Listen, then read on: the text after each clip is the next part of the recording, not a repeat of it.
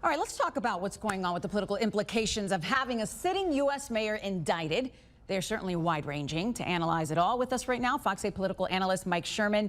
He says the indictment's going to be obviously a distraction for Mayor Cantrell in the waning months of her term. Let's welcome him back to our set today, 2 days in a row. Obviously, it's a big story.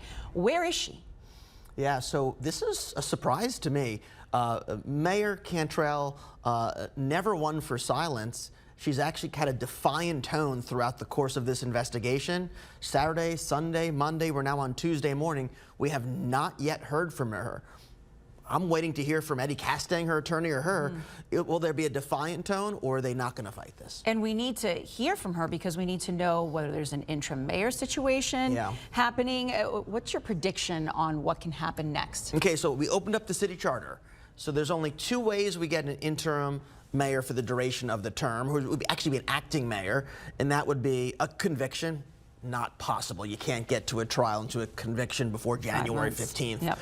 Or the mayor, rather than striking a defiant tone, strikes a deal with the U.S. Attorney's Office, pleads guilty, and then she would resign as part of that. Okay. The council would then select either J.P. Morrell, Helena Moreno, one of the two at-large members. My guess would be, since Helena Moreno is in a mayoral race, they would select J.P. Morrell. But judging from the press conference that the interim U.S. attorney had, there was no deal on this table from what he said, correct? No, so he was asked a question about what happens next, and he fumbled a minute. He goes, well, I mean, she's going to plead not guilty because everyone pleads not guilty.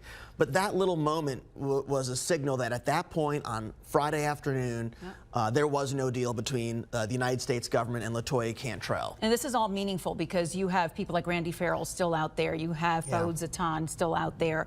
What does it mean for these other cases that the government is looking into? Yeah, so the U.S. Attorney's Office, they love to use leverage. Joe Responti gave a great dialogue on that on Fox 8 over the weekend.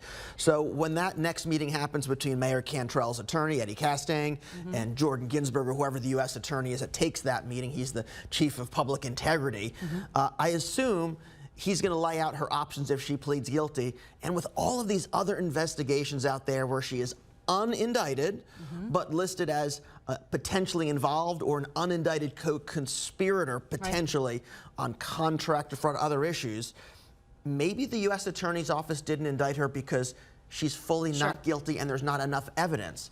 Or maybe that's some of the leverage they're holding back. So these are the unknowns that could lead up to a meeting like that. And about a few more seconds that we have left here, compare this to Nagin, Aaron Broussard, Edwin Edwards. I mean, sadly, we're familiar with this territory in the state of Louisiana. Yeah, I mean, so this is where I look at Nagin, whose conviction was about public corruption, about public bribery. Right. The root of this is lying to cover up a relationship with her bodyguard. Plus, there's a charge of lying to a grand jury and deleting text messages. So, which is a huge deal. Yeah, these are very different. Now, the Nashville mayor, as we know, had a scandal very similar, left office. So lying to a grand jury, serious issue, not making light of that. But this is not a public corruption investigation in the traditional sense of taking money for contracts. All right, we'll see what happens next. Mike Sherman, thank you as always. Good to be here. All right, let's check in with meteorologist Zach Fradella now for our Weather Authority forecast. Hey, Zach.